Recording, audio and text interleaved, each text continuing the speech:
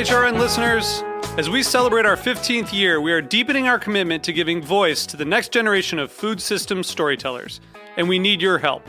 Our internship and fellowship programs help activate new possibilities for underrepresented and underestimated young people through experiential journalism, audio engineering, and production training. Through these unique programs, HRN helps food equity stewards build essential workforce readiness skills that expand their potential and foster economic mobility. Please consider supporting these critical programs. And with a minimum donation, you can be entered to win a dinner for two at an amazing restaurant in one of 8 cities and tickets to a concert at a great venue in one of those cities. We have incredible partners across the country who have donated, as they also share our passion for helping to educate the next generation of food systems storytellers. Check out heritageradionetwork.org/15 to donate and enter to win today. That's heritageradionetwork.org/15 to donate and enter to win today. And make sure you donate before March 31st. Thank you. You're listening to Heritage Radio Network. Since 2009, HRN podcasts have been exploring the wide world of food, beverage, and agriculture. Learn more at heritageradionetwork.org. Today's program is brought to you by Korin, a supplier of Japanese chef knives and restaurant supplies. For more information, visit Korin.com. We talk about food. We talk about music with musical dudes. Finger on the pulse, snacky tunes. Hello, welcome to Snacky Tunes. I'm your host, Darren Bresnes. We are heading back to Brooklyn today to chat with Max and Marco, the new co-executive chefs at the Chef's Table at Brooklyn Fair. They have taken over the legendary tasting menu and taking it to new heights. It is a fantastic chat about how they met cooking together on the line in Europe, what brought them to New York, and what it means to take over such an incredible and highly vaulted spot. Then it's a deep dive into the archive, and we are swinging by Tulum to stop at Gitano, the famous club, and chatting with the house band Håbe. They give us a live musical performance and talk to us about being an international music collective with Middle Eastern rhythms and a sound that is live looping with electronic music, one of a kind, and such a blast for us to share with you. So please sit back, relax, and enjoy Snacky Tunes here on HRN.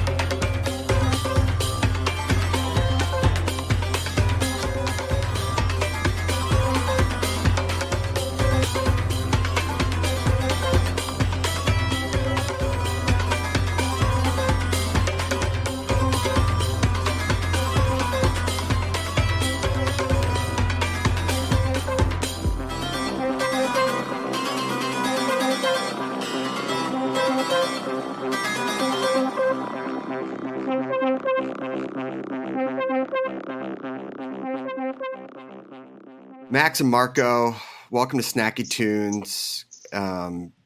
Congratulations on the return, and it's great to have you on the show. Thank you so much. We are very happy to be here. You know, it's so rare these days to have chefs leave a restaurant and then come back. A lot of times, if you're in this fine dining world or upper echelon of cuisine, it's like you get moved to open up the empire. Like you're the first outpost. So what does it feel to come back as executive chefs as Brooklyn Fare? It feels absolutely amazing. Like we have the best opportunity there is in the nicest city and in one of the best restaurants of the world. So we are very, happy, and it's a dream coming true. All right, let's go back a little bit. So both born in Europe. Max, you were in Austria, Marco in Holland, and I know that the moms and the grandmas of your family were big chefs, and you talked about their influence. What do you remember about their cooking? What stayed with you? How early did you get into the kitchen with them? So we got into the kitchen with them. I got in the kitchen with them already in an early stage. My mom was always super busy working, but on Saturday and Sunday, she was always like very into cooking, nurturing the family, and just celebrating the whole get together. And that was always like, was always torn to that, and always felt like a magnetic vibe in the kitchen. And everybody was meeting in the kitchen, and you can taste and you can see and smell. And all those inputs were amazing. Yeah, for my part, I grew up as a farmer family boy. So my mom and dad, they're both working. They had their own company, a big farm. And honestly, it's like also in a region where all the best vegetables, flowers, very famous region in the Netherlands. Very modern techniques they use. So I grew up, and we always had seasonable products, and that's like we had our own chicken. So, you have your own eggs, you harvest your own strawberries, blueberries in the summer. In the winter, you had citrus fruits, apples, pears. So, and I still remember those flavors, and I fell really in love with products and cooking, and my mom made amazing food with that, as well as my grandma did.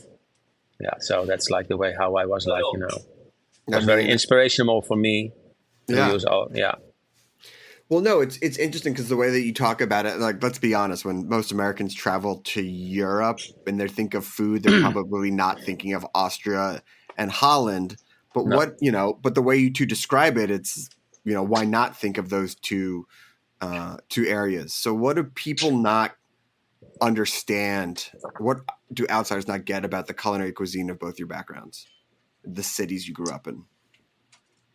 I think like the Netherlands has of course, like they have like they have a cuisine that's a little bit underrated sometimes, but they also have amazing products.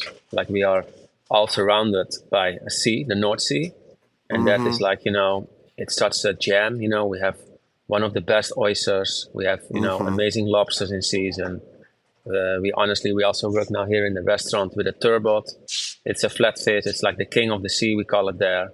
It's very high end, and we import it. We serve it here on the menu, and people, they love it. It's absolutely amazing, and it's great. And Max, what about you? What do people miss about where you grew up? Actually, it's super parallel, Holland and Austria. That the cuisine is there, the DNA is there from the all historic, from the history. But at the end of the day, we are not lucky enough to be located near a sea. So people in a couple years really try to focus more on the regional products, like amazing smoked sturgeon, trout, farm raised, the diversity of tomatoes, for example, or onions. This is all happening in Austria right now. And we're also trying to honor our heritage here at the restaurant. We're trying to put our own DNA stamp on the dishes. So we also, as Marco said, using the turbo from Holland. We're using the smoked sturgeon from America, but it has obviously the roots from Austrian cuisine as well. So we're also trying to do that. Yeah, I mean, you have these cuisines and these well-known produce, you were sort of born into the kitchen, and then you both cut your teeth exactly. in the fine dining scene across Europe. I mean, we don't have enough time to go through all the incredible restaurants you worked at. Yeah. So I'd love to hear more about what was the culture like at the time? You have any stories to share? I mean, it's not too long ago because you guys are relatively young, but it is definitely, I think, like a different era than what is going on in kitchens today. 100%. Back in the day, it was more hard working in the kitchen. Much more people wanted to work in the kitchen.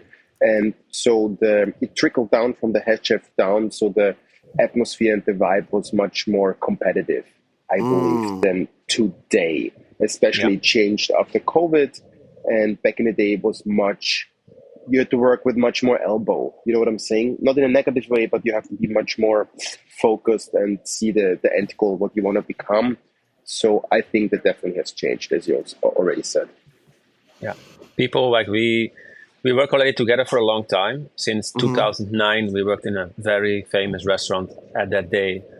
Sadly, it closed because the chef owner moved on to other, opportunities and ventures. But like we worked there together since 2009, and that was a restaurant with 3 stars. It's called Outsluis, and people were honestly lined up there to work in the kitchen. Yeah. So when you got a spot there, it was amazing. And basically the first weeks you did like a tryout the stars. They really saw like, hey, does this guy has it in him or not? Is he hungry enough? Can he stand? Can he work 18 hours a day? It was a different vibe. Yeah. So that is, I think, nowadays that is really the difference. Yeah. I mean, but also there's been a shift because, tasting menus, fine dining it's not out of fashion. It's just, when I look at restaurants, let's just say LA or New York, new spots opening, the people who are trying to open up these fine dining restaurants, people who are going for Michelin stars is not as common as it used to be. But you guys were part of so many spots that got Michelin stars and things like that. So, it's still important, but some people think it's a shifting in priority. What do you guys feel like? Because you were part of teams that helped get there and sustain them, but now the dining landscape has changed a little bit. The dining landscape has definitely changed, but I still think that the tasting menu, and we can see it here at the Chef's Table in New York, because you have direct contact with the customers. It's a shift. It's much more younger crowd. People are really into it, especially with all the films coming out. So I wouldn't say that the fine dining is sort of dying out. I think it's quite rejuvenating, and you can absolutely see that a lot of people are into it, and a lot of young people are into it and really enjoying themselves coming there, especially for their birthday or for celebrating something special. Or you can really tell that it's a much younger crowd than back in the day.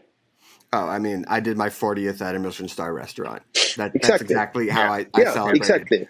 Yeah. But when I was younger, I mean, the prices have changed too. Of course. I used to be like, well, let's dial up a tasting menu a little bit more often than today. I also didn't have 2 kids in daycares, but that's another story. Yeah.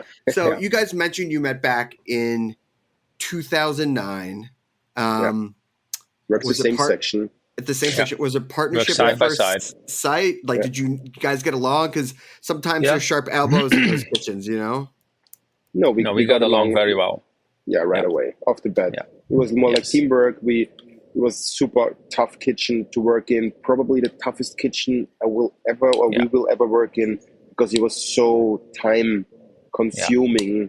And people nowadays think it's all a joke when we tell those stories, but it was that's all what happened. And but this tough environment, I think, creates a brotherhood and a core where you always think back to. And now I get goosebumps just thinking back to working one section. So it really melted us together, going through these hard times, and now it's just like a natural bond we have, I would say. Yes, I can totally agree on that. And it's like, as you say, it was very hard. But if I have to do it all over again, I will do it in a heartbeat, because it was one of the most amazing experience. Yeah. And you really create bonds there that are for life. Even if you work with people there and you don't see them for 10 years, you see them again, it's like the day of yesterday. It's like so special. It's like you go into war. Yeah. I mean, I've heard that analogy before, and it's the biggest thing that I've seen in the industry, and I've heard from other chefs, is that people don't stay at places that long to even develop those bonds anymore. Exactly. Some people, they just 6 jump months, around. a year, they're like, I got what I need, and it's going deep versus going wide, I agree.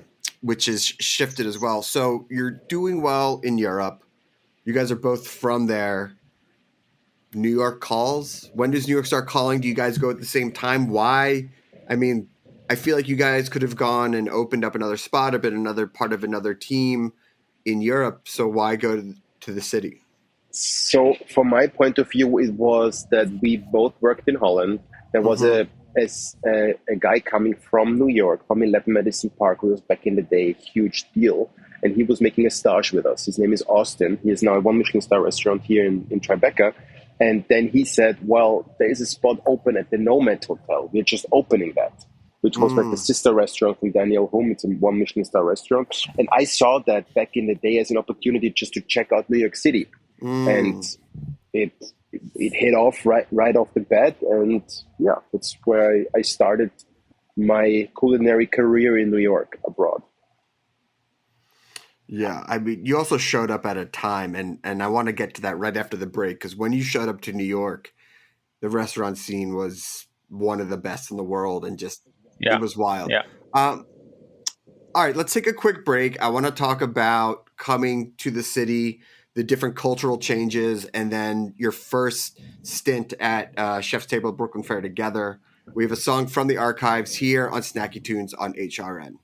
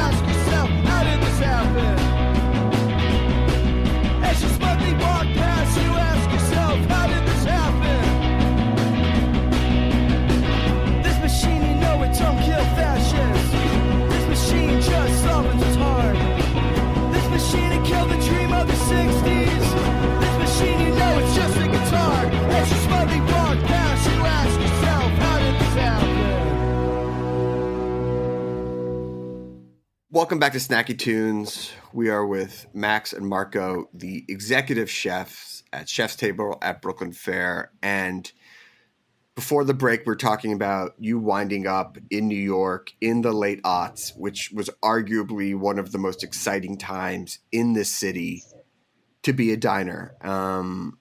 I was cutting my teeth in restaurants, and I just felt like it was an endless opening, and there was exciting ideas everywhere. And I even got to eat at the original Brooklyn Fair, which makes me think that I was at the table when you guys were Probably, cooking. Probably, So, yes. Yeah. how did you wind up at Brooklyn Fair the first time, and what was different about? Because this, look, you're still doing like Michelin star tasting menus, but you're in America now. What was the difference? How did you feel? How did you wind up at Brooklyn Fair? I also started my job here in New York City at 11 Madison Park. But for me, it was a big change. And they have, for me, the best organization, so structurable and like almost like military style. It's like, big hats off to that organization. Very super nice restaurant. But for me, it was a little bit too big, I was more familiar with a smaller team. It was, so I needed another tryout somewhere else. And what I did then, I heard already of the chef's table. And honestly, it's a very funny story because Max and me, when we were still in the Netherlands, we were talking about Michelin star restaurants. And the Michelin Guide came out in New York. And then the chef's table, they received 3 Michelin stars. And they received it in even like 2 years because they got the first 2 stars in the first year and they got 3 stars right after that. So it was like such a special place. Yeah. So it was already big time on the radar. And then what I did on my day off, I was like, okay, because I had a J1 student visa. So honestly, I said to myself, they were sponsoring me. I wanted to stay here, but I just wanted to work somewhere else because I cannot do this anymore at 11 Madison Park because, I didn't like it that much. And I went on my day off. I went to Brooklyn. I just stepped into the restaurant. The chef Cesar was sitting there, and I asked him like, "Hey, do you have a spot free? I'm looking for a spot in the kitchen." And right off the bat, he said, "No, I don't have a spot free."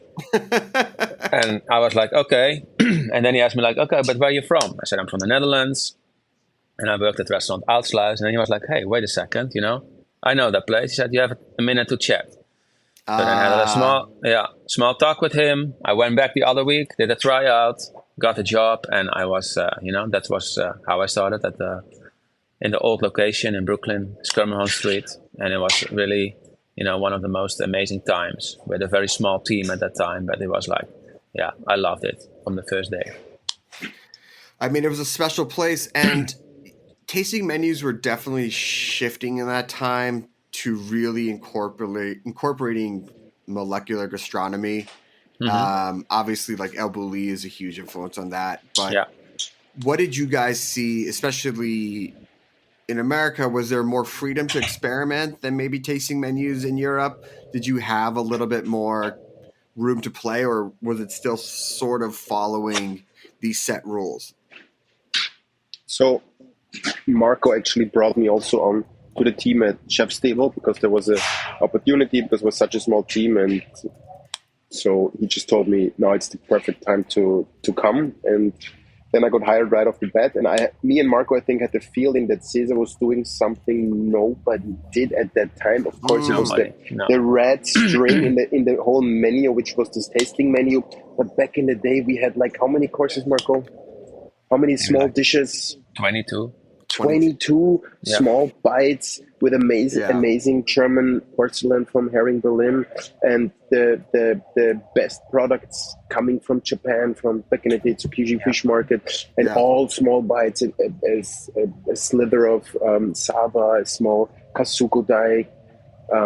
It was really, for me and Marco, I believe it was eye-opening to just see the perfection of product coming into the door alone, starting with how they wrap the fish and how they treat the fish. So it was really something highly special, but always compared and paired with French technique.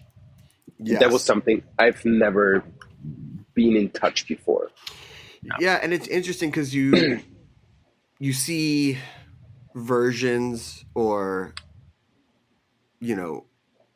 nods to that cuisine now, of course, but when you're eating there in the first time, and we chatted with Hannah at Quarter Sheets, who was at Chez Panisse when she started, and you'd be like, oh, like I feel like I've seen this a million times. I was like, yes, but this is where it started. This is Exactly. like the core, and that's got to be so inspirational. What was the reaction? Do you have any stories of guests coming in, or do you remember serving people and them having a similar response the way you guys did?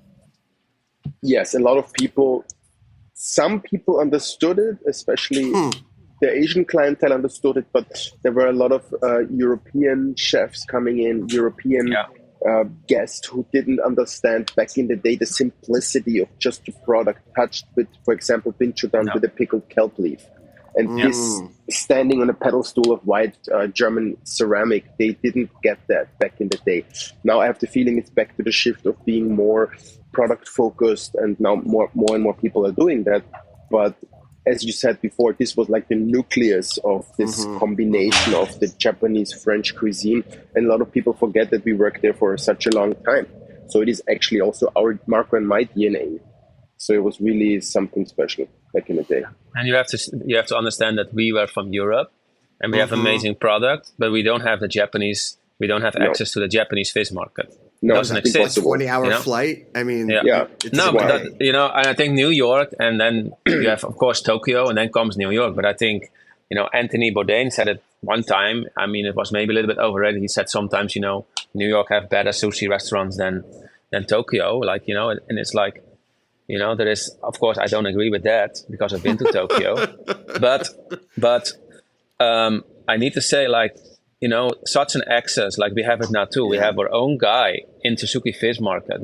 We are constantly in touch with him. He's searching for us the best products there are, seasonable, not seasonable. It's amazing. It's so luxurious you have, and that and the European clientele, they didn't understand that, but now they are now they are maybe kind of jealous that we have access to such an amazing product like sea urchin, like madai, like the best tuna. It's it's really a gem to have that.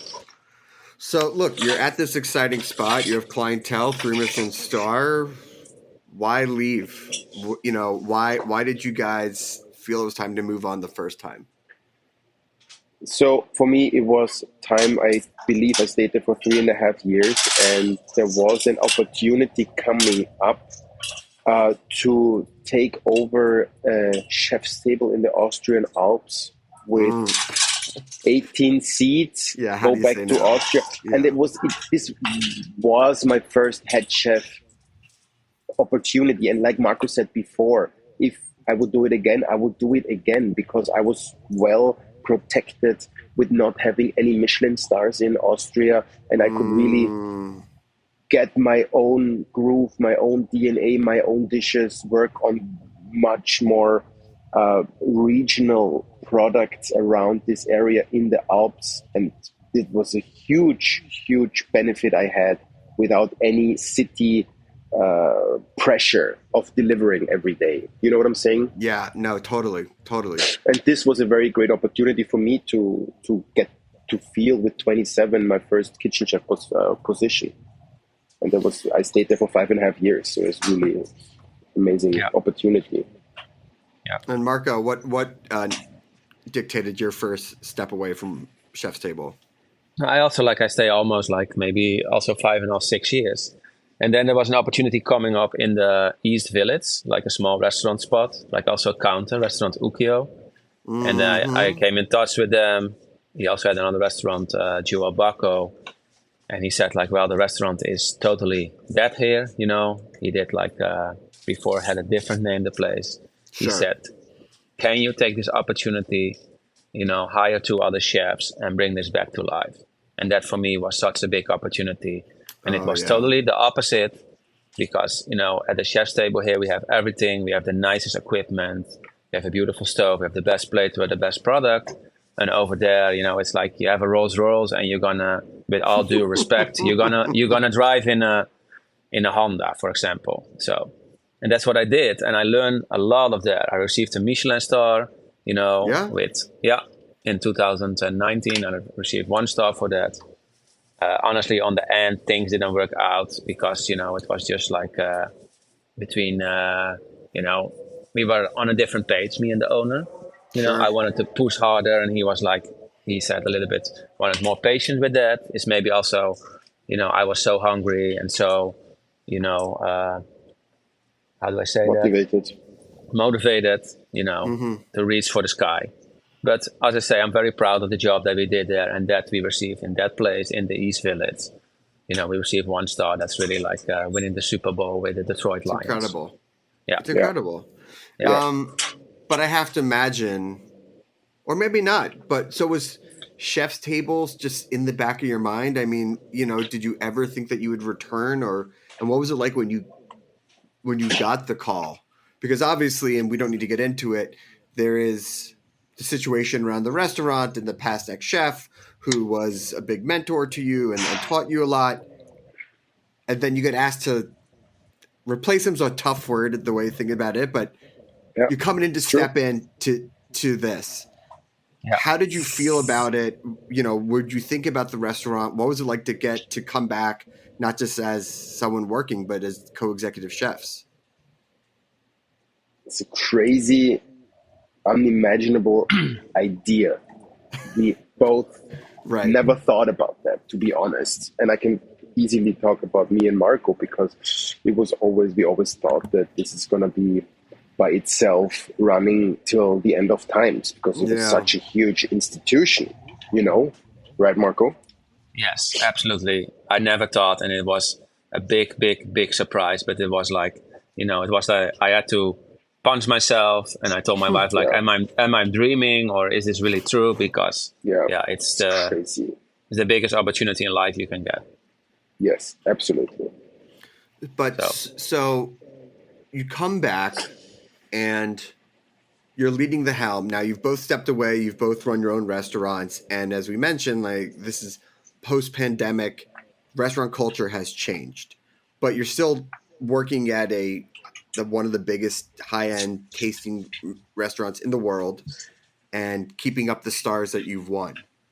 How did you balance, I guess, the new way that people are running restaurants, and then also bringing along longtime customers, but saying, like, we're going to do things maybe a little bit differently? Exactly. So this is the balance act we are having right now. But we also have to say that we have the amazing luck to have an owner who is fully committed and standing behind us and really understands the restaurant, the ethos of the restaurant. And again, this restaurant is all about the best product, and you have to respect the past. We respect the past, but it's a fine line of respecting the past and also trying to put our own DNA on dishes. And this is what we are doing now by slowly incorporating the turbo from Holland, slowly incorporated the smoked sturgeon here and there, still having, because this restaurant was successful for 12 to 13 years with 3 Michelin stars. So it is also a kind of a slight challenge for us, but because you don't want to drastically change the whole menu and then people are like, this doesn't feel right. So you have to adapt it slowly and steadily. And I think we are absolutely on the right way because we have the direct contact with the guest and because they give us the direct feedback. So we are really doing this in the most homogeneous way possible. Yeah. I mean, are tasting menus talking to each other across the world when it comes to trends? Because you all are operating in this Michelin system. So if, you know, you're like the 3 stars are tied to the 3 stars and the 2 stars are tied to 2 stars, are you seeing different shifts at other restaurants, or is it like you're out there, I know you're doing something great, but we have just our blinders on, we're doing our own thing, we don't care what anyone else is doing? Yes, I think this is very important. We learned that from our former chef in Holland who had 3 Michelin stars, and he never, ever ate at any other restaurants. Now, of course, we eat at other restaurants just to check them out, but it's very important to really keep in tune with Marco and my philosophy by respecting the best products. You know what I'm saying? So we really are trying to do our own thing. And we totally believe in what we do. And we have also such an amazing team in front of the house, back of the house. So, you know, if we make a new dish, sometimes, you know, we taste it and it's right on the spot. We really go for it. And sometimes it doesn't work, you know, we have to try over and over and over, or it never hits the menu. And I think that's also, it's a big plus that we have such a team effort here, and we have really people that are very knowledgeable, and they're also really already a long time around in fine dining, and especially it makes it. And especially also like me and Max, we are always on the same page. Yeah, absolutely. And it's also important that the whole team in the front of the house, they stayed. Everybody stayed. Yeah. Everybody sees the picture. Everybody was, so to say, waiting for us to arrive and reopen. So they're really having our back, and they really feel the new, like, Phoenix out of the ashes vibe, and they really feel the new energy, and you can really tell at their faces that they're happy coming in, and really they're representing us in the utmost best way they can do. It's really amazing to work with them. Now I have to ask, I mean, it's long days, it's high pressure. What do you guys do to relax? How do you blow off steam? So I love to work out every day in the morning. I love to have ice cold showers, and I love to go walk with my dog outside. And I think this is what really connects me, grounds me back. And this is really, I used to work in Munich, and we had a 4-day work week, but it was lunch and dinner. And now we have a 5-day work week without lunch. We have double seatings at night, and we work the same, if not less, here than back in Munich. So this is really, it's really nice. We have the mornings. We can do something. We can try to work out. So it's really nice to also get grounded and back to earth, so to say. It's not even stress. I wouldn't call it stressful. It still is, and will always be a privilege to work here. So I wouldn't. It's, of course, sometimes it's a hectic atmosphere when there's a lot of things going on, but it's always been. I would never have any negative feeling with going to work. You know what I'm saying? And I think this is the right mindset just to be here. Marco, what about you? For me, I have an amazing family. So I have 2 kids. I have a son and a daughter. And honestly, if I have time left, I bring them to school in the morning. I play with them. We go on trips. I live in New Jersey. I also I work out a little bit in the morning. Not every day. Kids are very intense sometimes, and they take a lot of your time. I have 2. Yeah, I know. Yeah. And I have to say, I have an amazing wife. She does most of the work for them. That makes me also such a privilege that I can do this job then, and I can be fully focused on this. And to blow off steam, I really love to watch sports. I love soccer. I love American football. I love the mentality those guys have. They are so, dedicated to what they do. And honestly, in this top world of restaurants, it's a little bit the same mentality. You really need to go for it, and you need to be every day dedicated. You need to love what you do. You really have to have a passion for it. And that's when, what I'm going to give the new generation, that is dedication. And it's going to take a lot of time, to come there. But don't give up, keep going. Beautiful. Well, what a great sentiment to end on. If people want to make a reservation, people want to eat with you, what's their best bet of securing a spot? Honestly, they can just we have basically during the week, we have always a spot available. Sometimes Saturday nights, Friday nights. It's not that we are fully booked for a whole year. We have spots available. Yeah. We are busy, but there is spots available for sure. Yeah. So just plan ahead. Yeah. Yes. Congratulations. I hope to swing in the next time I'm in the city. And big shout out to Nicole and Nina for setting this up. We have a song from the archives and then another live performance here on Snacky Tunes on HRN.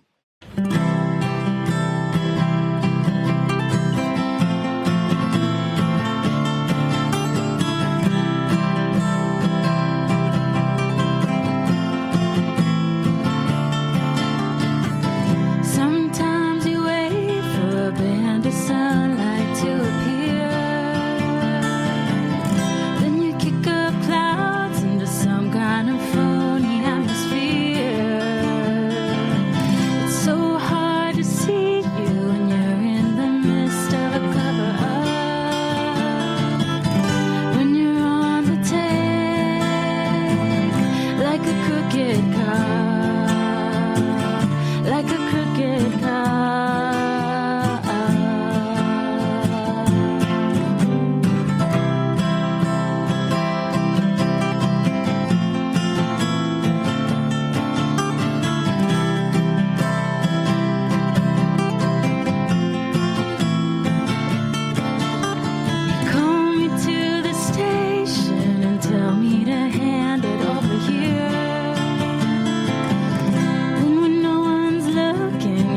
It is your own souvenir.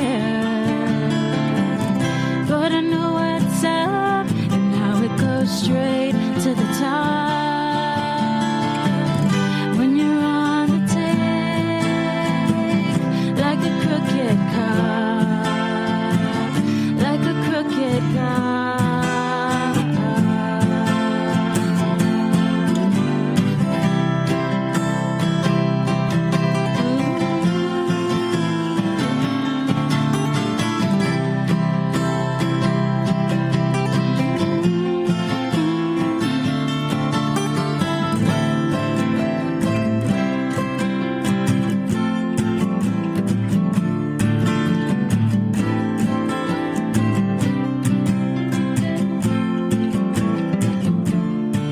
It's hard to picture us together, even more troublesome. When you say that you like to see me, I still don't know you're taking your orders from. Every time I see you, it still makes me sick with desire. But there are a few things that I just wouldn't do for hire. And I tell you how I feel, but I know you're wearing a wire. 'Cause you're on the take, like a crooked cop, like a crooked cop.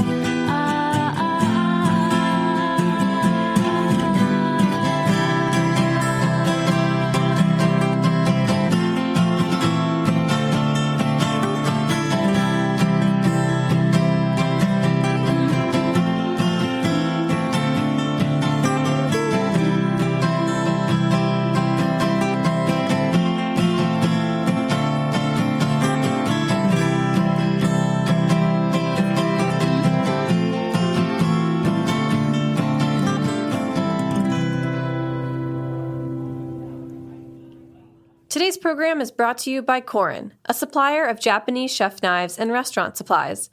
Korin is proud of their Japanese culture and traditions, but they want you to know that their products are not just for Japanese restaurants. Their knives and tableware bring out the best qualities of food from every culture and fit into every restaurant from French to Pan-Asian to American. And that is why they're located in New York City, where people from every country in the world come to eat. Korin's Tribeca showroom is home to the most extensive collection of Japanese chef knives in the world, including Japan. Stop by to view their exquisitely designed tableware and the rarest natural sharpening stones. They have a whole range of knife services from repair and rust removal to reshaping and realigning. Korin is dedicated to this ideal, bringing the highest quality Japanese design to your table so you can experience the unparalleled quality of Japanese craftsmanship in your home or restaurant. For more information, visit Korin.com. This episode is supported by HRN Business member Chemists in the Kitchen by LabX. Chemists in the Kitchen is a YouTube video series by LabX spotlighting the power of chemistry and how science and food can bring people together. In each episode, real scientists walk you through topics like making your own pickles, the chemistry behind ceviche, and much, much more.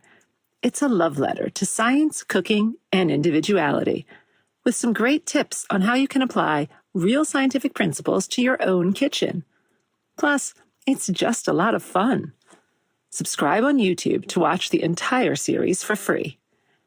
Chemist in the Kitchen by LabX is a program of the National Academy of Sciences and supports HRN's creative educational reporting and storytelling that drive conversations to make the world a better, fairer, more delicious place. Hello and welcome to Snacky Tunes. I am one half your host, Greg Bresnitz. We have Leo Linansky and Marcos Porras joining us from Switzerland and Mexico. Welcome to Snacky Tunes. Hello, hello. Hi, Greg. Hi. So we just had a great conversation with James from Gitano, but Leo, you are the music director for Gitano, and Marcos, you are part of the house band trio Håbe. It's great to connect with you guys. First and foremost, as we ask everyone during this time, how are you two doing? I am great. I'm doing fine sitting here in Switzerland. Summer is coming along, so it's a good time to be here in Europe. How are you doing? Me, Philadelphia, summer here, not too hot. Good. Marcos, how's Tulum? Well, we have just like 2 seasons here in Tulum. We have summer and hell. So now we are in hell. But beside that, I have air conditioning on my studio, so it's a good time to produce and to design new projects and stuff. So I'm doing great. For those of the uninitiated, can you give some characteristics of hell? Hell. What okay. makes it so? First, a million degrees, very humid, and 1,000 mosquitoes by square meter. It's like, hell. There's no other way to describe it. Yep. Marcos, I want to start with you. You started your musical career when you were 17, and then started playing 19 professionally. What were some of the early instruments that you picked up, and what were some of the sounds that defined your youth? Okay. I started singing when I was like 9 for school projects and stuff. And then when I was like 15, we wanted to like start, a rock band that was popular at that time. And I was the lead singer, but it turns like I wasn't that good singing. So I started with the bass because I wanted to belong to a band and do music and stuff. I was a rugby player, and I injured my my leg, and I had a lot of free time, like just like high school and rugby for me at that time. And when I injured my leg, I started with music, with bass, and that's why that was it. Yeah. And being from Argentina, what were some of the rock bands that you were into at that time that were influencing your decision to join a group? Okay, that's a good question. Do you know anything about Argentinian music? It's like we have like a complete different scene in Argentina. That it's a big scene. Maybe Leo knows about Soda Stereo, which is an Argentinian band. Of course. Okay. Like Soda Stereo is like a pop rock band, a very big band, and we have like plenty of all over Latin bands. America, no? They're famous all over Latin America, no? Yeah, they are. Yeah, indeed. But Argentinians are very like rock and music fans. The concerts there, I like go to the church, it's like, okay, let's do this. It's like something very spiritual for us. So, and not just for rock bands, but like folkloric bands, and like popular music like Cuarteto, which is a mixture between tarantela, which is like an Italian rhythm, and paso doble, which is like from countryside in Argentina. Cuarteto Burns, and a lot of people, like 5,000 people at least, goes to Cuarteto dancing places with live music from Wednesday to Sunday, always in Córdoba, always. Like it's a very like particular phenomenon there. So I think that we don't choose the music that we are influenced by. I mean, we can be influenced by music in a good way, or in a positive way, or in a negative way, but we are not choosing the music. We're just like exposed to the music. So all that culture makes me the musician that I am right now. And Leo, how did you get your start in music? Did you DJ? Did you play in the band? Was it always from the programming side? Where did your passion begin? It actually started in Berlin a few years ago because I was working in nightlife in some bars and clubs. I was in my very early 20s and started DJing. I mean, the whole thing started probably earlier when I was a teenager. I used to make CDs, like do compilations of music and burn CDs for my friends and stuff like that. But really getting into it in a deeper way was in nightlife there, because in Berlin, I was working in this bar, which was a wild place, a really wild place called King Size. And I started DJing there sometimes. By the same time, I played guitar a lot and started recording music as well. So the whole thing, I took my way from there and started producing. I was DJing on the side. I just had a feeling for the music that I really liked it. I enjoyed it, making music and playing music. So I don't know. I guess it's just started there at some point and got into my way of music direction came years later. Yeah. How did you both make your way or find yourself in Tulum?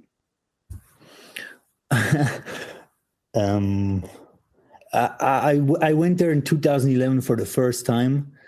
I worked in a project in 2012 where I met a lot of people, and somehow I went back to Mexico over and over.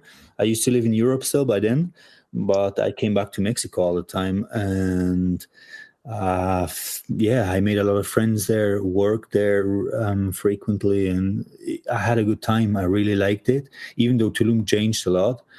So, I guess I started like that, 2011, 2012. And Marcos?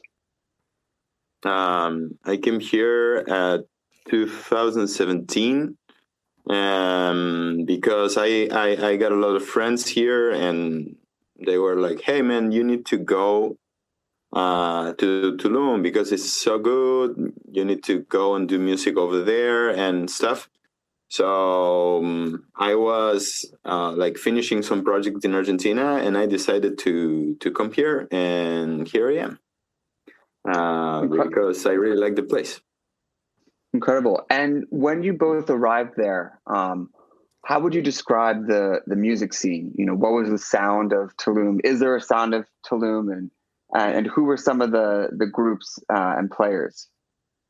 There definitely is a sound of Tulum. Back in the days, it was very down tempo. For example, this organic down tempo music was a huge thing in Tulum.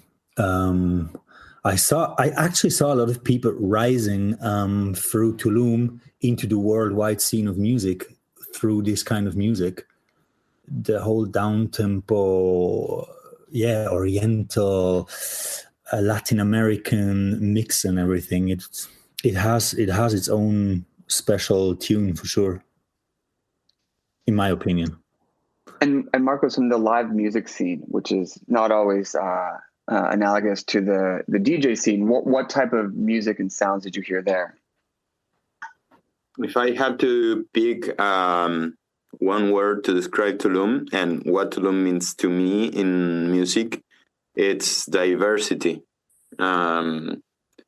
Because here I found like a lot of musicians from very different genres. I have been playing with Balkan bands. I have been playing with flamenco bands, rock bands, funk, soul, R&B bands, jazz bands, bossa nova bands. So diverse. It's like a lot of musicians and a lot of different musics and different moods here. I think that's the beauty thing of Tulum, right? Like the diversity.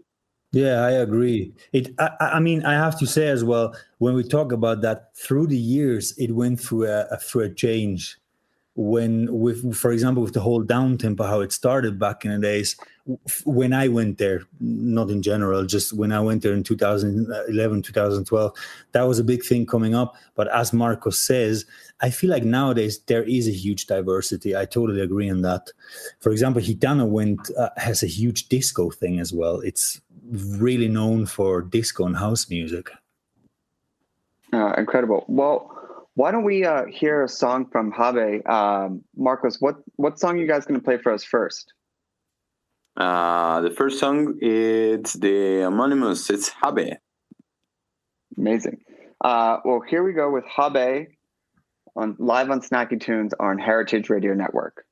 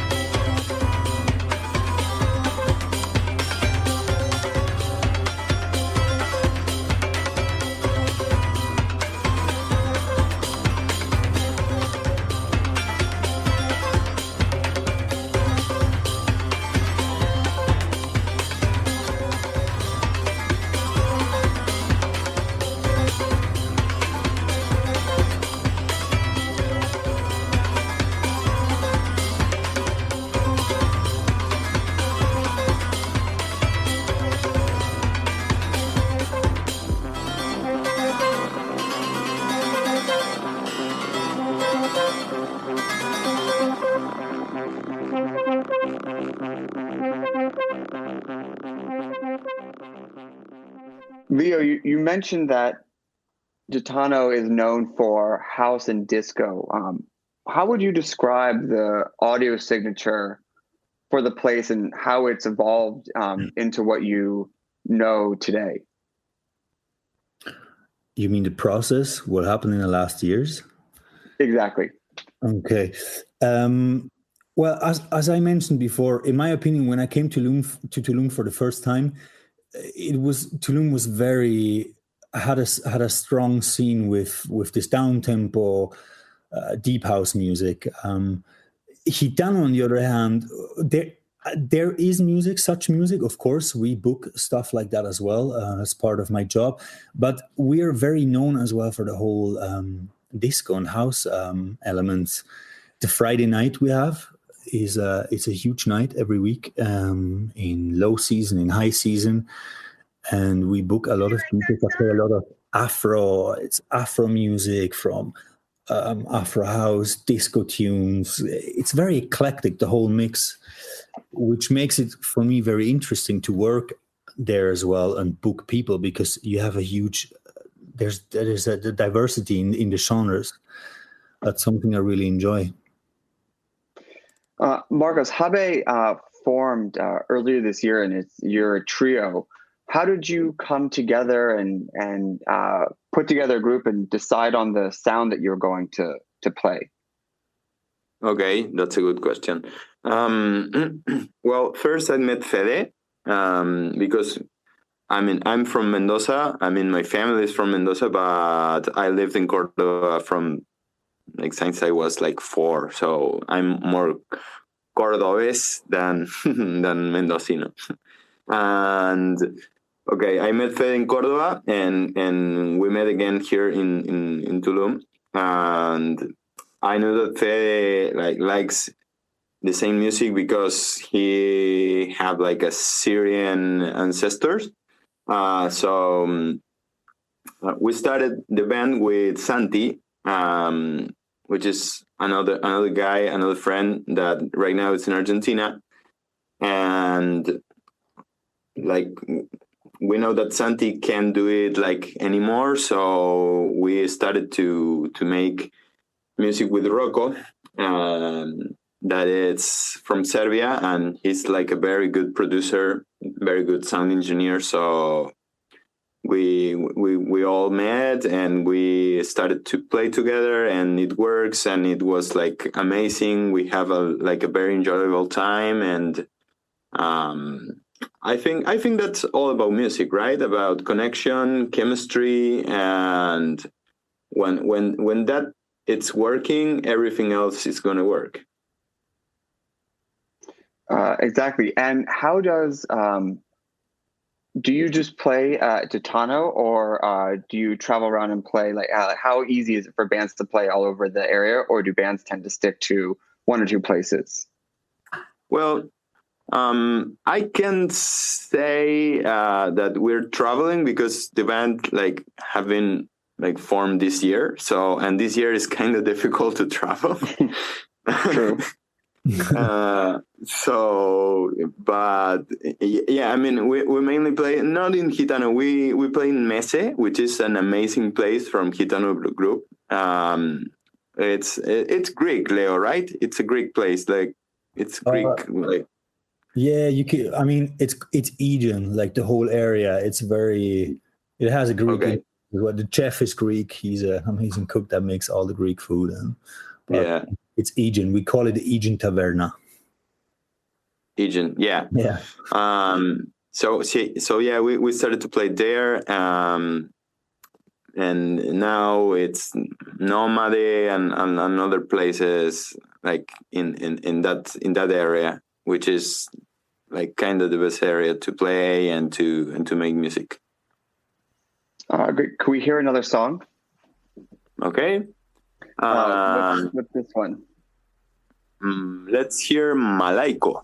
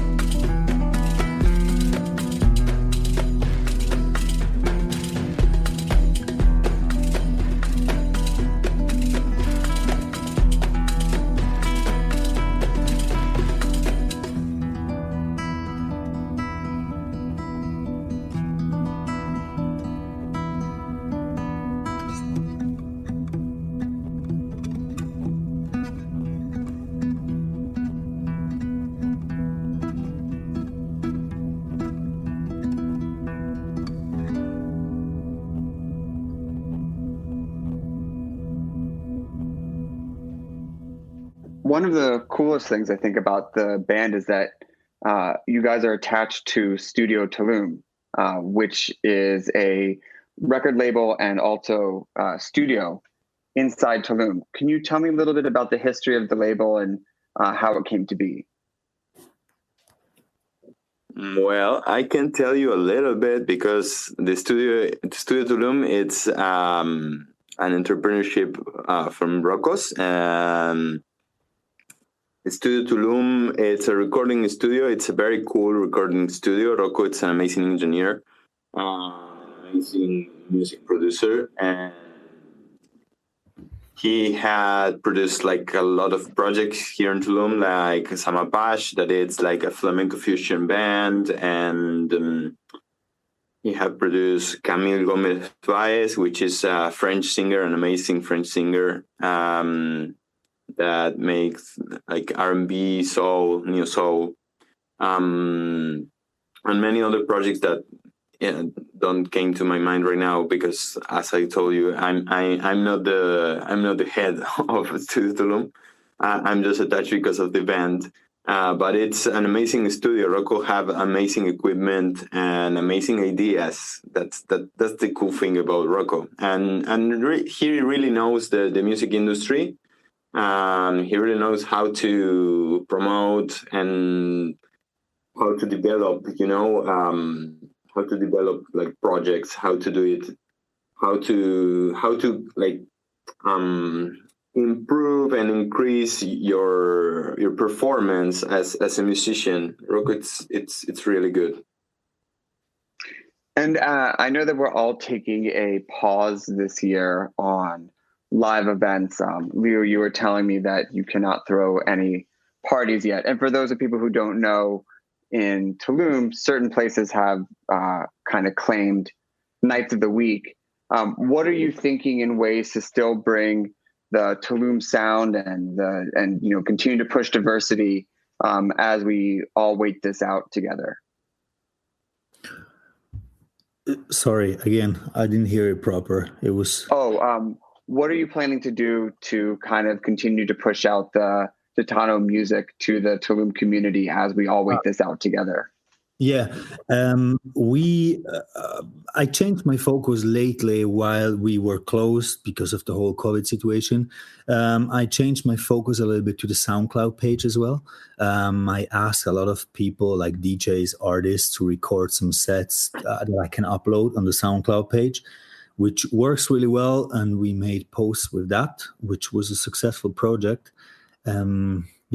It was good to do this because like this, you keep DJs busy basically, or artists in general, and you give them a chance to record something and send it to you, and you can upload it and just spread it through Instagram, for example, and people can still click on the things. They were able to listen it at home or even play on little private parties, which apparently happened a lot all over the planet. So yeah, that was one of the ways that we used to still keep on maintaining the whole music business with Gitano. And Marcos, as a musician, how are you keeping yourself creatively engaged during this time? Trying to go to the private parties. Touché. Touché. Like we keep producing music. Because like that's like not a thing like that is attached to like work, like to make profit. It's like more, it's a need, we need to produce some music. Actually we are like making a Tulum album with a lot of different artists that make original music here. And like we are setting up all the marketing strategy and all that stuff.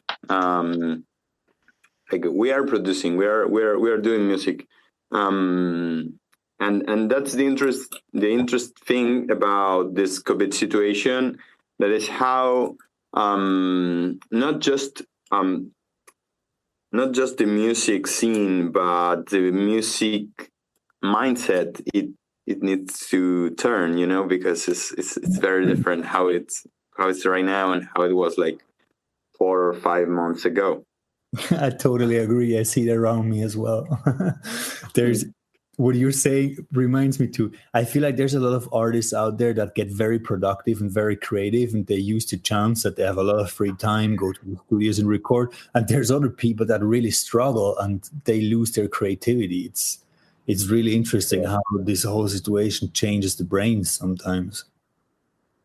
Absolutely. Yeah, I agree 100%. Yeah. Well, we want to make sure we have time for one more song. But where can people find you, follow you, hear your music, hear the DJ sets? Sorry, mine or Gitanos? Both. Okay. Marcos, say it. You can find me on Facebook, on Instagram as Håbe Music. And we have a SoundCloud spot that it's Håbe too. Yeah, and the whole Gitano thing you can find, well, there's a lot of links as well in Instagram that we made the posts for the artists when we recorded the sets, but also on SoundCloud, for example, you can just enter Gitano Sound, like Gitano _sound, and you find most of the sets there, which were recorded and uploaded. Amazing. Marcos, what is the name of the last song you guys are going to play for us today? Okay, this is a very particular name, which like writes in a very particular time. It's Sultan Returns, No One Bend the Knee. Great name. Amazing name. Thank you to the whole Gitano crew. We wish you the best of luck in the reopening of all of your spaces. Thank you for tuning into this week's episode of Snacky Tunes. We'll be back next week. See you then.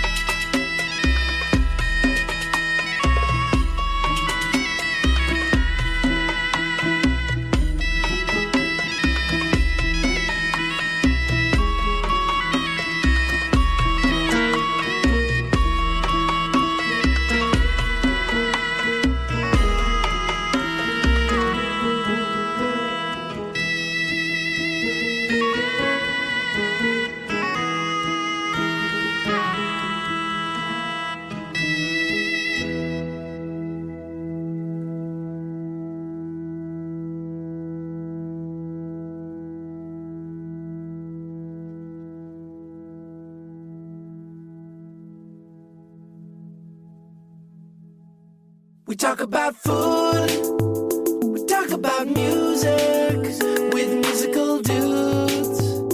Finger on the pulse, snacky tunes. Snacky Tunes is powered by Simplecast. Thanks for listening to Heritage Radio Network, food radio supported by you. Keep in touch at heritageradionetwork.org/subscribe.